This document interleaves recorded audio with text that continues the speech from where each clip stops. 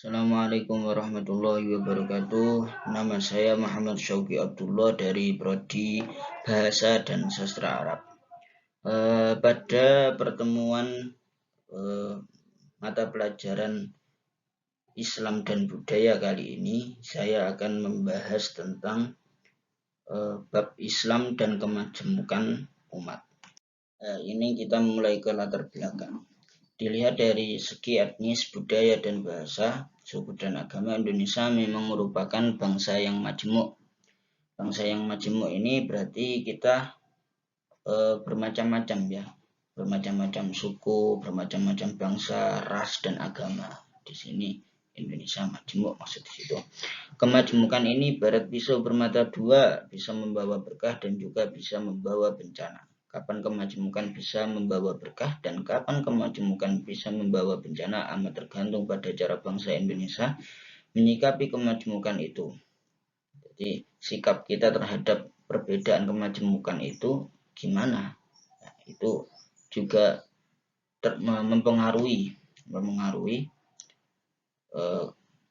Indonesia, apakah itu akan membawa berkah tersendiri, kemajemukan apakah akan membawa berkah sendiri atau justru akan membawa bencana, tergantung bagaimana kita bisa menyikapi. Akan tetapi mengingat mayoritas lebih dari 85% penduduk Indonesia adalah muslim, maka sikap dan cara pandang umat Islam terhadap kemajemukan menjadi sangat penting karena akan memiliki dampak yang signifikan bagi bangsa Indonesia secara keseluruhan. Ya, kita melihat bahwasanya Indonesia itu terdiri dari banyak agama. Di sini ada 5 agama yang diakui. Tapi karena 80% penduduk Indonesia itu muslim, maka dari sini kita tahu bahwasanya muslim, sikap seorang muslim, umat muslim terhadap kemajemukan itu pengaruhnya sangat besar bagi Indonesia.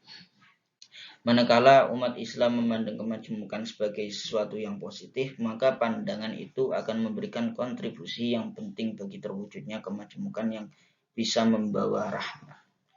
Sebaliknya, bila umat Islam memandang kemajemukan sebagai sesuatu yang negatif, maka pandangan itu berpotensi menyulut konflik. Dalam konteks ini amat penting bila cara pandang yang positif terhadap kemajemukan terus dipromosikan di kalangan umat Islam. Di sini tergantung kita menyikapi bagaimana sikap kita. Bila sikap kita, pandangan kita terhadap kemajemukan itu positif, maka akan memberikan kontribusi terhadap kemajuan Indonesia atau mungkin Islam.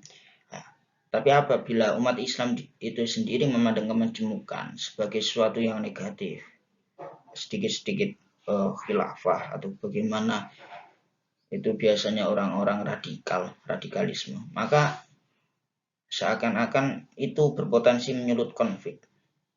Siapa mereka? Jadi ini pandangan itu bisa berpotensi menyulut konflik, mulai sikap-sikap mereka yang negatif terhadap kemajemukan itu sendiri. Nah, makanya dalam hal ini penting bahwasanya cara pandang positif terhadap kemajemukan itu harus dipromosikan kepada kalangan umat Islam. Kita terus ke selanjutnya, kemajemukan dalam Islam. Kemajemukan dalam Islam ini terdapat dalam Al-Quran surah Al-Hujurat ayat 13. Ya ayyuhan nasu inna khalaqnakum min dzakari wa unsa wa ja'alakum syu'uban wa qabaila lita'arufu. Al-Quran mengingatkan bahwa adanya perbedaan-perbedaan di antara umat manusia agar manusia saling mengenal dan saling menghormati. Nah, sudah jelas bahwasanya di sini perbedaan itu bukan suatu masalah, akan tetapi perbedaan, Allah menciptakan perbedaan itu agar manusia saling mengenal dan saling menghormati, bukan malah kita bersikap rasis atau bersikap negatif dengan kelompok lain, tapi kita harus saling mengenal dan saling menghormati. Dalam menyikapi perbedaan agama, Al-Quran dengan jelas memberikan petunjuk agar manusia menganut prinsip bagimu agamamu dan bagiku agamaku. Lakum dinukum waliyadin. Sudah jelas ya bahwasanya perbedaan itu bukan suatu masalah, tapi al-ikhtilaf. Jadi perbedaan itu adalah rahmat yang diberikan oleh Allah. Bagaimana kita bisa menyikapi, ya, bukan dengan sikap negatif ya, tapi dengan sikap positifnya saja. Kita harus bisa bersikap pluralisme, yaitu menghargai perbedaan yang ada. Terus kita lanjut ke kemajmukan yang dipraktekkan Nabi Muhammad SAW dalam Piagam Madinah. Kita tahu bahwasanya dakwah Nabi itu ada di Mekah dan ada di Madinah. Nah, secara garis besar itu ada di Mekah dan ada di Madinah. Karena di Mekah itu sikap orangnya berbeda, sikap wataknya di orang-orang Mekah itu keras. Oleh karena itu Islam sulit berkembang. Oleh karena itu Nabi diperintahkan hijrah. Hijrah kemana? Hijrah ke Madinah. Kemajmukan dalam kehidupan sosial ditentukan oleh Nabi pada saat beliau dipercaya untuk memimpin masyarakat Madinah. Masyarakat Madinah adalah masyarakat yang plural. Sudah saya terangkan tadi bahwasanya plural adalah suatu sikap menghargai adanya perbedaan dalam suatu masyarakat atau suatu kelompok dan memperbolehkan kelompok tersebut untuk menjaga budayanya masing-masing. Jadi kita seperti ayat tadi menghormati ya. Jadi menjaga, menghormati. Jadi kita tidak semena-mena bersikap rasis terhadap perbedaan yang ada. Mereka terdiri atas berbagai suku dan agama. Kita tahu bahwasanya masyarakat Madinah itu banyak suku Aus, suku Khazraj dan lain sebagainya. Terus dan agama, dia di situ ada banyak agama Yahudi ada di situ dan agama lain ada di situ. Oleh karena itu kemudian di Madinah dibangun atas dasar konsensus yang kemudian dituangkan dalam konstitusi yang kemudian dikenal dengan sebutan Piagam Madinah. Dalam Piagam Madinah ini disebutkan bahwa semua pemeluk Islam meskipun berasal dari banyak suku, tetapi merupakan satu komunitas. Ya. Dia di sini Piagam Madinah ya. Jadi fungsi dari Piagam Madinah itu sebagai tali, ya, sebagai tali pengerat antara perbedaan yang ada. Jadi Piagam Madinah ini ya tadi sebagai tali pengikat terhadap perbedaan yang ada. Bahwasanya perbedaan yang ada jangan disikapi dengan sikap yang negatif, tapi kita harus bisa menghargai perbedaan. Hubungan antara sesama anggota komunitas Islam dengan anggota komunitas lain didasarkan atas prinsip-prinsip bertetangga baik, saling membantu dan menghadapi musuh bersama, membela mereka yang teraniaya dan lain sebagainya. Kita tahu bahwasanya Nabi dikenal mempersatukan masyarakat Madinah dengan Piagam Madinahnya. Kita dikenal lagi dengan paham dengan dasar Pancasila. Nah, Pancasila menyatukan, mengikat bangsa Indonesia ini menjadi satu ikatan. Bangsa Indonesia yang terkenal dengan berbagai suku, berbagai ras dan berbagai agama ini menjadi satu ikatan. Nah, di sini Bhinneka Tunggal Ika, berbeda-beda tetapi tetap satu jua. Nah, ini orang-orang yang mereka tidak setuju dengan Pancasila dan apa dalil dari Pancasila. Kita tahu bahwasanya ini Rasulullah membuat Piagam Madinah. Buat Piagam Madinah fungsinya sama seperti halnya Pancasila. Jadi fungsinya sama, yaitu mempersatukan perbedaan yang ada. Kita ke slide selanjutnya. Selanjutnya adalah nasionalisme religius.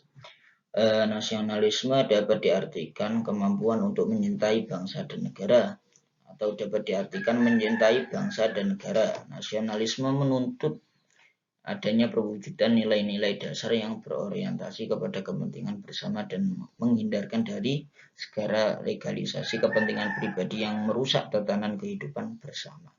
Nasionalisme juga merupakan suatu perayaan kesadaran bahwa bangsa ini memiliki nasib yang sama. Nah, kita tahu bahwasanya sikap nasionalisme adalah mencintai bangsa dan negara. Kalau kita mengingat lagi, kita kembali lagi pada zaman dahulu, kenapa kok Indonesia itu dijajah oleh bangsa lain dengan kurun waktu yang sama? Karena bangsa Indonesia dahulu masih berpecah belah, kerajaan-kerajaan sendiri dan kepentingannya sendiri. Jadi banyak kerajaan kepentingannya sendiri menghadapi Belanda, serangan Belanda yang sangat besar, itu kewalahan. Oleh karena itu, kenapa kok merdekanya lama? Ya karena sikap nasionalisme itu kurang pada zaman itu. Terus pada akhir-akhir kenapa kok bisa? Kenapa kok bisa merdeka? Karena sikap nasionalismenya sudah ada. Sikap nasionalisme yang didasari dengan nasib yang sama. Mereka berbeda-beda, dari ras yang berbeda-beda, dari suku yang berbeda-beda, sadar bahwasanya mereka memiliki nasib yang sama, yaitu sebagai bangsa yang terjajah. Oleh karena itu, sikapnya akhirnya mereka bisa bersatu dan mewujudkan kepentingan bersamanya, yaitu merdeka. Terus sejarah yang sama dan cita-cita yang sama, atau keinsafan rakyat sebagai suatu bangsa yang harus bersatu demi kemerdekaan, kemakmuran, kesejahteraan, dan kemajuan bangsa. Sedangkan kita sebagai anak bangsa yang berhaluan ideologi Pancasila harus memiliki jiwa dan sikap yang religius. Religius merupakan suatu sikap yang kuat untuk memeluk dan menjaga ajaran agama serta menjadi cerminan dirinya atas ketaatannya terhadap ajaran agama yang dianutnya. Sikap religius diperlukan untuk membangun attitude yang baik di ranah sosial. Selain itu, sikap religius juga mampu menghadirkan kesolehan sosial yang merupakan sikap atau perbuatan yang dilakukan secara sopan santun, ramah, tanggung jawab, dan memiliki dampak positif serta berkelanjutan. Ya, kita tahu bahwasanya agama sendiri itu sudah mengatur dalam bersikap. Saya mungkin tidak tahu ya agama-agama lain, tapi saya tahu bahwasanya pasti di agama-agama lain, baik itu Kristen, Hindu, Buddha, diajarkan ajaran kebaikan, bukan ajaran keburukan. Setiap agama itu mesti mengajarkan ajaran kebaikan. Oleh karena itu sangat perlu sikap nasionalisme religius, nasionalisme yang religius. Jadi tidak lepas dari nilai-nilai agama, sikap-sikap religius. Ya.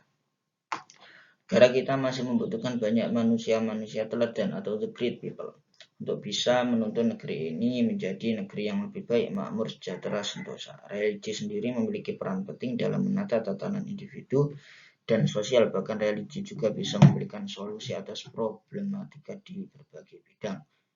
Kita tahu bahwasanya religi itu sangat luas, ya. Jadi bisa memberikan solusi terhadap semua problematika yang ada, mungkin ya.